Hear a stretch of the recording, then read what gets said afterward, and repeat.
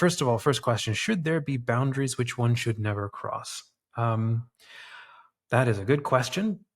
To my mind, the only line that shouldn't be crossed is to effectively, definitively call good evil and evil good.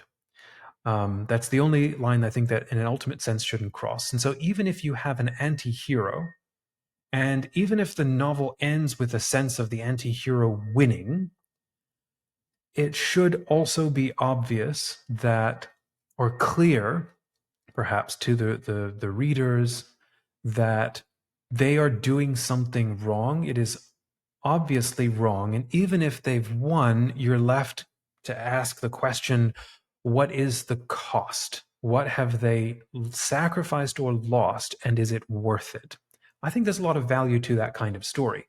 So you can tell, I think, a completely horrible, there are some horror stories that are meant to do that too, where by the end, all bad things seem to have, victory and seem to have won. But then you then step away from that story going, I just gained an insight into a worldview that perhaps repulses me, or I am educated now, or I am now better informed about an experience of reality that is bad, dangerous, harmful, spiritually harmful, personally damaging, stuff like that.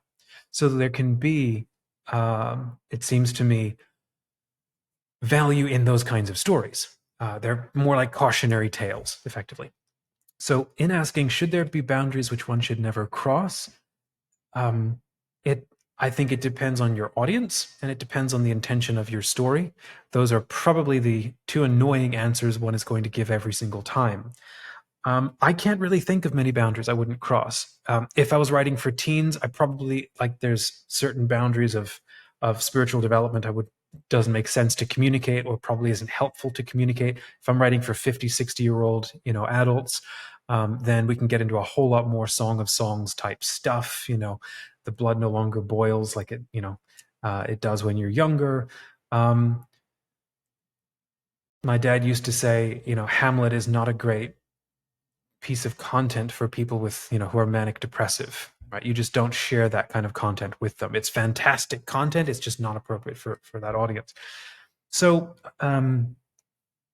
again, I think it almost always depends on your audience. If you're writing for specifically Catholic people, that's such a weird and interesting place to be, because Flannery O'Connor used to say, content by Catholics is usually not very nice for Catholics. It's going to be more challenging. It's going to bend those boundaries, because if you're the kind of Catholic who turns to fiction to find something that reinforces what is normalized and what is normal for you, there's a place for that kind of fiction, and there's value to it. Not all of it, though. It needs to always be like that. So I don't know if that's helpful. I'm just walking through this. So let me continue here. So you have a person who is hearing these voices. So I do have a ton of very strong opinions about this kind of topic. Now, you do say that it turns out well. So first, we just got to stop just for a second, maybe just between you and me. When somebody says that, within the context of this story, there's like an absolute context of what these things could mean outside of a story. So within the context of a story, if one is saying, or if one defines reality within the story where there are these kinds of beings, and some can be bad and some can be good. Again, we're not talking about evangelization here. We're not talking about using this book to catechize and to help somebody orient perhaps their spiritual life. Maybe this is a fun kind of story and it's got good elements. I'm assuming this is where the author's coming from. So therefore, there are these non-Earth beings that come from elsewhere in the universe that are able to communicate telepathically. And so it ends up well because they fight against an evil alien trying to turn him into a murderer, and saves two worlds without violence through his abilities and his controlling use. This seems like a fantastical mapping onto the spiritual warfare dynamic that we're all engaged in all the time. Okay, and then there's a pro-life element. All right, just going off of that paragraph, I'm not looking at the next paragraph yet. I see a science fiction metaphor for how we operate in our spiritual warfare that we're all engaged in. Off the bat, we're dealing, yes, with psychic phenomena, telepathic phenomena, spiritual influence, and outside of the bones of this story, I mean, it's frankly true. This is actually how it kind of works. We have beings from all across the universe who are not bound by time and space, who operate and influence and create impulses in us, some of which did not originate or are not from planet Earth and our world, but exist on other planets, other worlds, other parts of the universe. The whole universe is thick, thriving, and full of angels and angelic activity and so on. So in that sense, there's technically nothing theologically wrong with this in my mind. So let me keep going. So you're all for pro-life and fighting evil in fiction, but rub comes when we use psychic activity as if it is always a good and wholesome thing. Now, I'm not exactly sure I understand what you mean. So let's keep going. So God is speaking to us. It's not a new thing. Some people seem to have this propensity. So, okay, let me keep going. I have no problem with fiction worlds of dragons and time travel, but aliens speaking to a person's mind as if he has some kind of gift. It's a worldview that seems to be helping the devil. All right. I think I have no idea where this author's coming from, and I think I have a sense of where you're coming from. So let me see if I can recap where I think you're coming from. And I apologize if I don't do you justice. So here's what I think the general sort of Catholic understanding of how we humans live and operate today. There's you, and you are in a bubble, in a sense, separated from the rest of the universe. And then there's God, and we take our origin and our existence from God. And then God, at the same time, is also present inside you, deep within you, deeper than anything that you can find, and provides impulses, provides your conscience directionless. Like it says, the conscience is the aboriginal vicar of Christ in the soul, the presence, the spirit of Christ in the soul. So God is, in a sense, this is our take, the eternal absolute creator who is eternally distant from us, and at the same time is present inside every one of us. And then we are kind of barricaded away from everybody else, and then we choose to enter into relationship with other people. And we go through life trying to level ourselves up and cultivate ourselves to be the most authentic and accurate and holiest response that we can to the invitations God is offering to us to do good and avoid evil. I think that's how most people think about what it means to be faithful. And so in that mindset, if you then have these other things going on, where you do have people who say they are mediums or spiritists, or can have they present psychic phenomena, or they have these weird abilities, that kind of thing feels very dangerous, and because it doesn't map onto the myth that we are living in Western culture. And we don't know quite what to do with that. And then as of the Enlightenment and a lot of collapsing of Catholic psychology and Catholic spirituality in the last 400 years, we now have lumped everything together as, well, all of this is demonic activity, because what else could it be? Oh, and by the way, there's a guardian angel, sort of in this myth, but he kind of like leaves me alone, and he's there to protect me all the time, and I don't quite know what we're supposed to do with that, so on. So that within that view, then you take the story that you're presenting, and then it doesn't map neatly on, or it doesn't seem to fit, and it seems profoundly dangerous, because how is it ever safe to kind of open that bubble, that guard out to allow other influences in, especially if you don't know who they are, can't trust them? So I want to present another, and again, we're talking about changing worldviews. So this is more my worldview, how I understand Christian spirituality, how I understand things. So some of the pieces are all still the same. We have God, the absolute, the eternal. But then within himself, he creates nothingness. And then within that nothingness is where he goes to create everything that we know and love, everything that is creation. So nothingness is not something outside of him. Everything is inside. Everything is inside of God. So from the get-go, everything has a divine foundation. The all of creation is alive, not just charged with the grandeur of God, filled with the glory of God, but it's actually, what's the best way to say this? It's actually all conscious. It's actually all alive. Everything that we see comes about because of the agency and activity of angelic beings, of angels themselves. And things are good and bad, or they function well, or they don't function well, depending on the level of the angelic battles that are going on. So there are negative consciousnesses, there are highly intelligent, good consciousnesses. All of these this is what an angelic being is. As they're working out their own nature, they're working out their own journeys more deeply into God, and those who fall are working out their own salvation in their own fear and trembling, the same way that we are. It's not a fixed, static, angelic sort of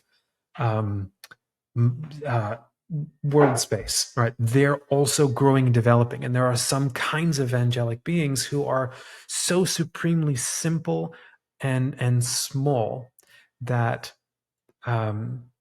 they are supremely passive and they are used by others, or they are great and powerful beings and they decenter themselves and allow others to use themselves. It's like an ultimate, they're mimicking or they're copying what Christ does on Calvary, where there's complete self-denial and allowing of others to sort of to use their genius, their charisms, their powers, and so on. We humans are made up of angels that do that. So we are not like a self-autonomous little being. We are a matrix, or we are a tapestry of a million different kinds of angels doing a million different kinds of things. And what we are gifted is the one spot of consciousness. And then we navigate through life by borrowing and using and being attentive to a ton of different impulses and influences of angelic activity. So things like instincts are not subhuman things that we get up to that technically don't matter and just have to be mastered and controlled. They are the activity of great angels. This is what instincts are. They are primal, not primal in the sense of they're less than human. These things are massive laws of how the universe works, and it's kind of our job to not master them, but master our responses to them, and when is the appropriate time to apply them. All of this to say, we are immersed in an ocean of angelic activity. And just like a fish, walking up to a fish and going, "Hey, how's the water?" And the fish goes, "What water?" It's we're like that too. Someone goes, "Hey, how are the angels today?" Like, what angels? It's like you are so completely immersed in it. This is how we are, that we don't know where it ends and kind of where we begin. And the job of us being alive is to figure out who is me? What am I?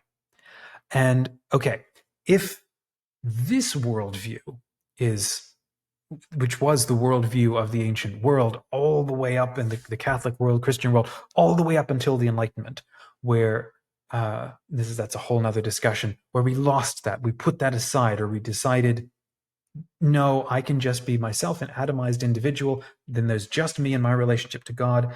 And the entire idea of the hierarchy of being, the great chain of being, the sense that all of creation mediates and fractals God's, message and presence and reality all the way down to me. And then I am part of that chain, mediating this out to my immediate environment, to the creation around me, to other people. I am part of the creative process. I help to create, co-create new human bodies with others so that more souls can continue to grow and be a part of this, and so on. Within that kind of worldview, we can now see where you have psychic phenomena, or shamans, or people who have out of body experiences or these near death experiences. All of this kind of stuff is like really fascinating to me because it shows that our sense that a materialist universe cannot work and is actually unscientific. After almost like 100 years, it's unscientific. This idea that all there is just matter, and then there's spirit just sort of disconnected, floating above matter, and then there's God, and we could sort of not really need to think about spirit, and all of this matter that's around us is just, let's just use it as best as we can and try not to, be influenced by too much spiritual stuff. As opposed to this other worldview, no, matter is itself a form of spirit or spiritual activity, and we're called to live in a state of very profound reverence and co-creation, collaboration, or involvement with a lot of spiritual activity. I know this is a very kind of long answer. So having a story then, so to come back to start to answer your question, as you talk about psychic activity, not all psychic activity is going to be dangerous and delusional and demonic. It's not all. Some of it will, for sure. Some of it is definitely going to be fake and made up, and there are going to be a plenty of psychics who maybe have very good intuition. And they know how to play the game and make it seem like they have special influence. But then there's going to be others who have who know how or have been trained or gifted an opportunity to collaborate with these spiritual agencies and with these angelic beings. The difficulty with the Christian world is that we have lost the ability to understand how these are also important parts of what it means to be a human being. We don't have a culture that knows what to do with these kinds of people. And so this is why all of these gifts and these charisms were picked up by a lot of the New Age movement, and they kind of ran off and did all kinds of crazy things with them because they didn't have the same grounding. Kid you not, it is, let's not go there. That's a whole conversation. So I don't know how helpful this is for you. So to come back to start answering your question,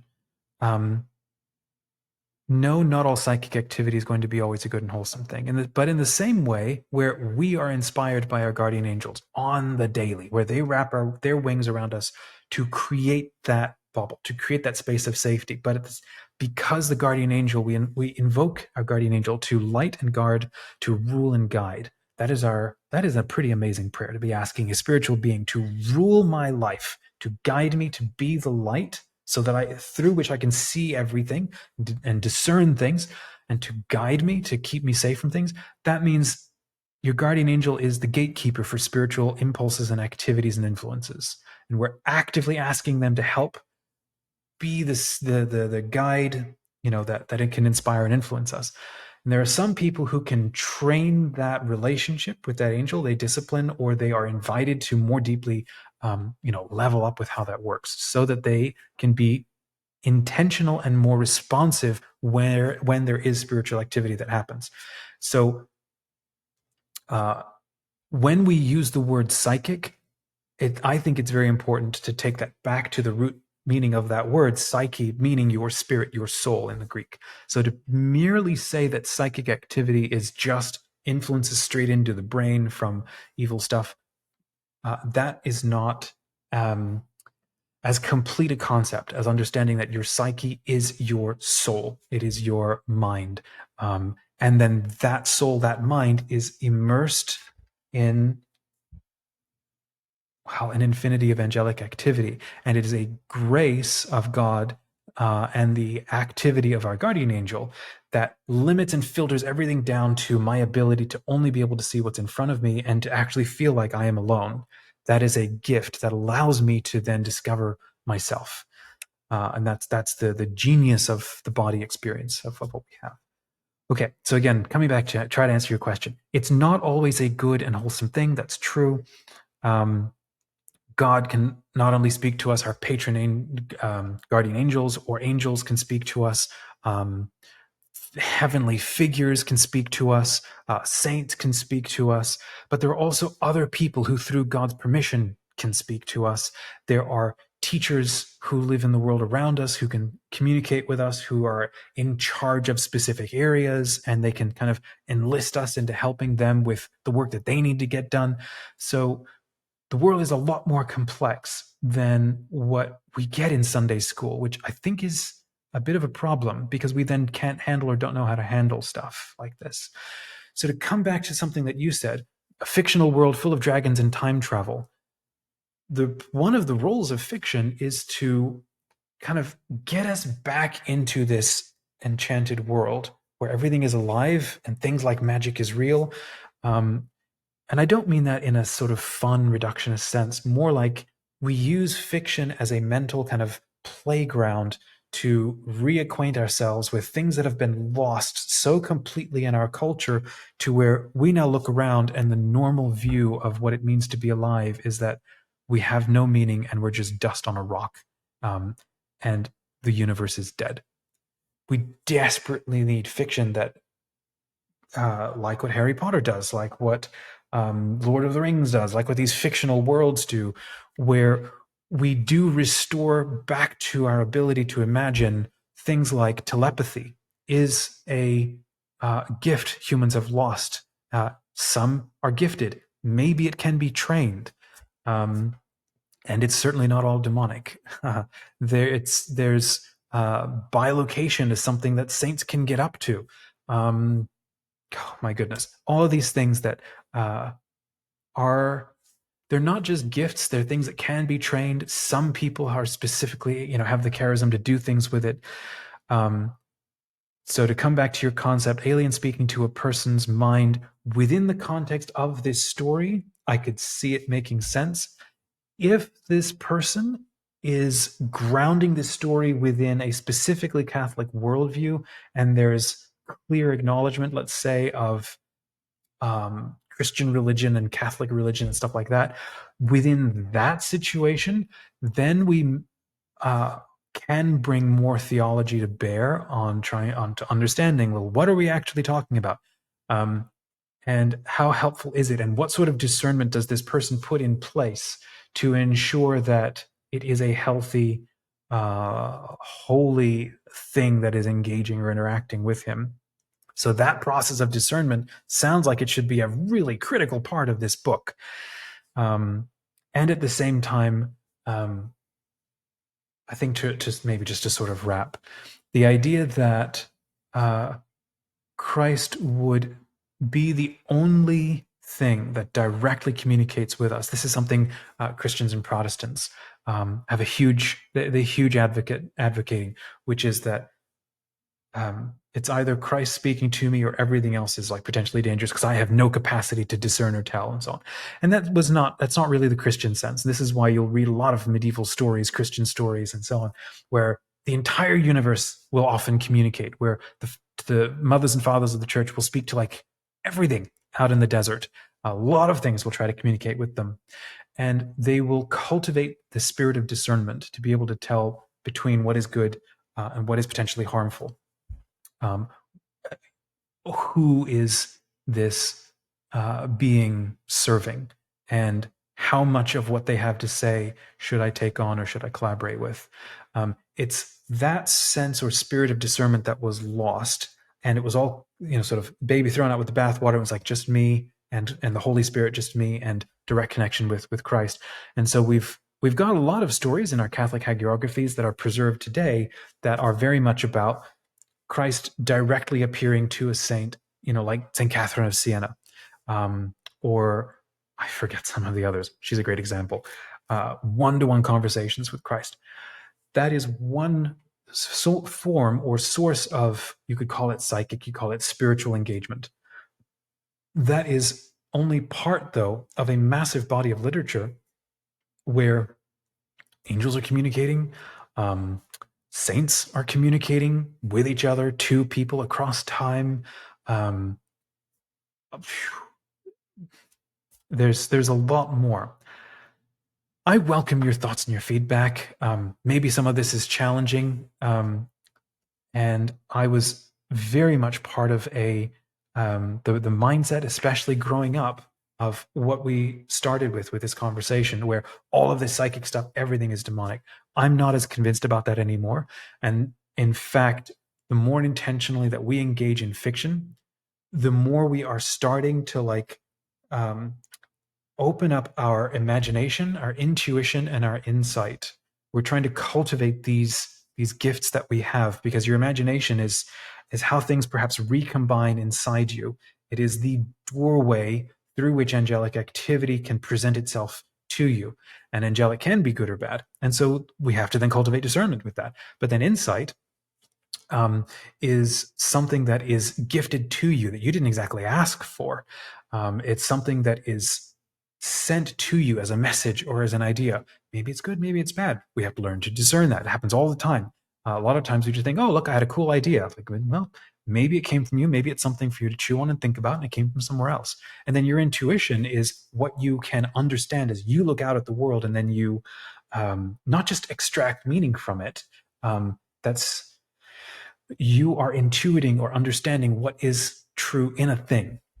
And so the more that we cultivate these things, there's like my ability to understand things, there's my ability to be open to understanding and receiving things, and then my ability to look out and abstract or understand what is out there. We're cultivating these three things. What is the thing that I'm supposed to be doing? It's cultivating that spirit of discernment, because all of these things I can lose. So we bury ourselves in sacramental living. We fill ourselves up. We routinely ask our guardian angels. We cultivate the mindset that the universe is, the creation is alive. I can learn from everything. Everything can become a teacher to me. When we cultivate that kind of, and not everything is evil. And in fact, most things in the universe act for our good and want our good. There are definitely plenty of bad things that don't. And we need to be able to cultivate a space to understand that. Fiction is the realm that plays around with that kind of thing. Not everybody needs that. Not everybody needs to read that. It's not for everybody. I'm not saying that this person's book handled it well. I'm not saying that this person that you're talking about maybe had an interesting idea. Maybe they handled it in the wrong way, and maybe they're arguing about it. Maybe their ego is involved. I'm not going to bat for their book. But more just between you and me talking about this, there can be an opportunity for even a poorly crafted book to springboard a conversation into the nature of things.